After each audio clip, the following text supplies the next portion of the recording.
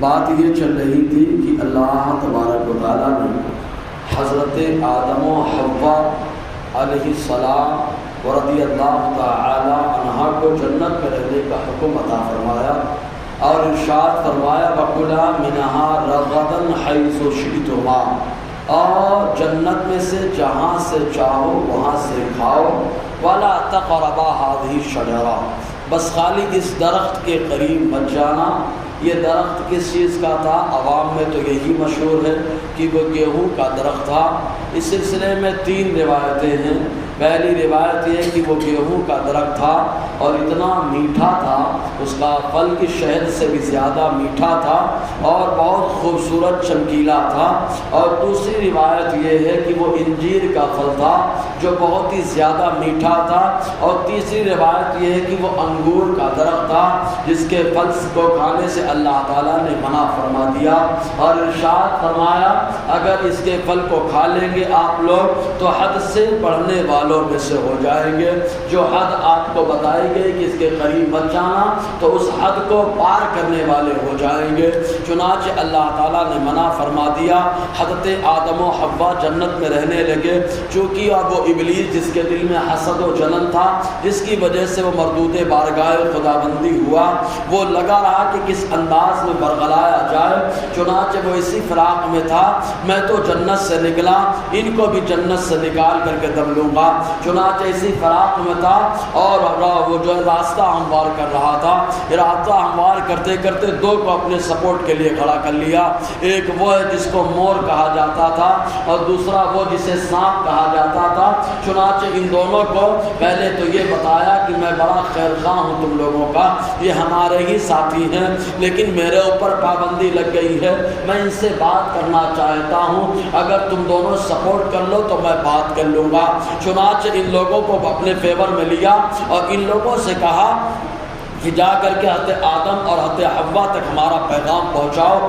ایک روایت کے مطابق کیونکہ جنت میں داخلے پر پابندی لگ گئی تھی کہ جنت میں یہ نہیں جا سکتا تھا، تو اس نے مور کو اور سانپ کو کہا کہ جاؤ تم لوگ جا کر کے میری بات پہنچاؤ اور یا ان کو یہاں پر بلا لاؤ۔ اور دوسری روایت میں آیا کہ یہ خود جو ہے سانپ کے منہ میں بیٹھ گیا اور سانپ کو جو ہے نا مور نے اپنے اندر لے لیا اور یہ حضرت حوا رضی اللہ تعالی عنہا کے پاس پہنچے تو مور نے سانپ کو نکالا، سانپ نے شیطان کو نکالا اور نکالنے کے بعد شیطان قسمیں کھا کھا کر، کیونکہ اس زمانے میں آج کی طرح تھوڑا نہیں ہے کہ ہر بات پر آدمی قسم لے لے گا، جھوٹی بات پر بھی قسم لے لے گا۔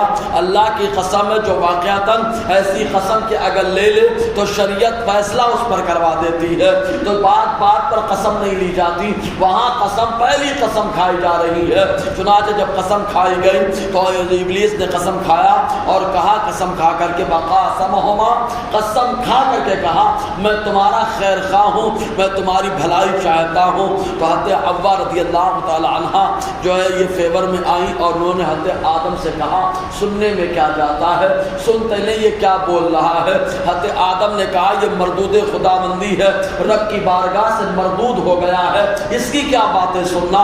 حضرت آدم علیہ السلام نے منع فرمایا، معلوم یہ ہوا کہ جو رب کی بارگاہ سے راندہ گیا ہے اس کے یہاں سے نہ علم حاصل کرنا ہے، نہ اس کے یہاں سے کوئی چیز لینا ہے اور نہ اس کے جو ہے باتوں کو سننا ہے، کیونکہ آدمی فیور میں آ جاتا ہے۔ حضرت آدم نے کہا نہیں اس کی کوئی بات نہیں سننا مجھے، آپ نے منع فرمایا، لیکن حضرت حوا رضی اللہ تعالی عنہا نے کہا سنتے لے، سننے میں کیا جاتا ہے۔ تو اس نے کہا کہ میں آپ لوگوں کو اولا ادلکما علی شجرۃ الخلد وملک لا یبلی، کیا میں ایسے درخت کے بارے میں نہ بتا دوں کہ اگر تم کہو تو ہمیں تم رہو اور کھاؤ اس درخت سے پھل کو تو تم ہمیشہ رہو اور ایسی بادشاہت تم کو مل جائے جو بادشاہت کبھی ختم نہ ہو۔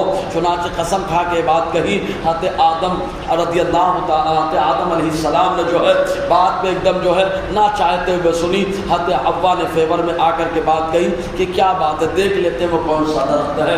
تو یہ وہی درخت تھا جس سے اللہ تعالیٰ نے منع فرمایا، تو حضرت آدم نے سختی سے منع فرمایا۔ تو حضرت حوا نے کہا اللہ تعالیٰ نے قریب جانے سے منع منع کیا ہے، کھانے سے تھوڑا نہیں منع کیا ہے۔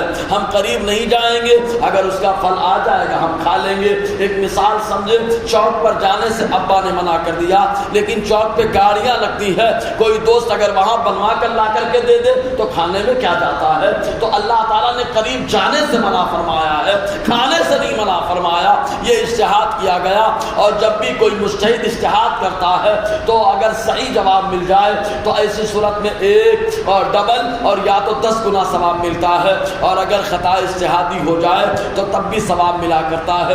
حضرت آدم نے کہا ٹھیک ہے، لایا گیا، آپ نے کھایا، بدن پر یہ ناخن نورانی ناخن تھا، کپڑا جو بدن پر تھا یہ ناخن کا کپڑا تھا، بڑا نورانی، بڑا ملائم تھا، بڑا خوبصورت تھا۔ جیسے ہی کھایا بدن سے پورا کپڑا اتر گیا، اب مارے حیا کے ادھر ادھر دوڑنا شروع کر دیا، اور جب دوڑے ہر درخت سے پتے کو مانگا لیکن کوئی درخت پتا دینے کے لیے تیار نہیں ہے۔ ایک درخت جس کو انجیر کہا جاتا ہے، جب وہاں پر پہنچے اس نے سارے پتوں کو پیش کر دیا، تو حضرت آدم علیہ السلام نے اس سے ستر کیا، ماں حوا نے ستر کیا۔ اب یہاں پہ اندازہ لگاؤ، جس سے اللہ تعالیٰ نے کھانے سے منع فرما دیا، اگر بندہ اس کا استعمال کرتا ہے تو سب سے پہلے اس کے اندر سے حیا اور شرافت کا جو لباس ہوتا ہے وہ شرافت اور حیا کا لباس اترتا چلا جا رہا ہے۔ یہی وجہ کہ آپ دیکھنا مسلمان حلال کھاتا ہے اس لیے لباس بڑا مضبوط ہوتا ہے، حیا مضبوط ہوتی ہے۔ غیروں کے یہاں دیکھو آپ، نہ حلال کی تمیز ہے نہ حرام کی تمیز ہے، ان کی عورتوں کے لباس کو دیکھو، ان کے مردوں کے لباس کو دیکھو۔ آج اگر مسلمان بنام ہے اور اس کے روزی کا معاملہ بڑا ٹیڑھا ہے، تب بھی دیکھنا وہ پارسائی ختم ہے، تقوی ختم ہے، کیونکہ حلال غذائیں جب ختم ہوتی ہے تب ایسی صورت میں لباس خراب ہوتا ہے، حیا چلی جاتی ہے اور شرافت کا لباس چلا جاتا ہے۔ اور یہیں سے ایک بات اور معلوم ہوئی کہ آزمائش جو ہوتی ہے ہمیشہ کھانے سے آزمائش ہوتی ہے، کہ آزمایا جب جاتا ہے، کیونکہ آدمی سب پہ کنٹرول کر لیتا ہے، کھانے پہ کنٹرول نہیں کر پاتا، نفس غالب آ جاتا ہے، تو آزمائش اس سے ہوتی ہے۔ تو مسلمان حلال روزی کھانے والا، حرام سے بچنے والا، اللہ تبارک و تعالیٰ فرماتا ہے وَلَا تَقْرَبَا هَٰذِهِ الشَّجَرَةَ، اور تم دونوں اس درخت کے قریب مت جانا، فَتَكُونَا مِنَ الظَّالِمِينَ، تو تم دونوں حد سے بڑھنے والوں میں سے ہو جاؤ گے، کہ جو حد بتائی گئی ہے اس کو کراس کر کے چلے جاؤ گے، بڑھنے والوں میں سے ہو جاؤ گے۔ فَأَزَلَّهُمَا الشَّيْطَانُ عَنْهَا، تو شیطان نے ان دونوں کو ورگلایا جنت سے، فَأَخْرَجَهُمَا، ان دونوں کو نکال دیا، مِمَّا كَانَا فِيهِ، اس سے جس میں وہ لوگ تھے، وہ نعمتیں، وہ جنت، وہ عیش و آرام، سب سے نکال دیا۔ آگے کیا ہوا انشاءاللہ گفتگو رہے گی۔ اللہ تعالی ہم سب کو فیضان قرآن، برکات قرآن سے مالا مال فرمائے۔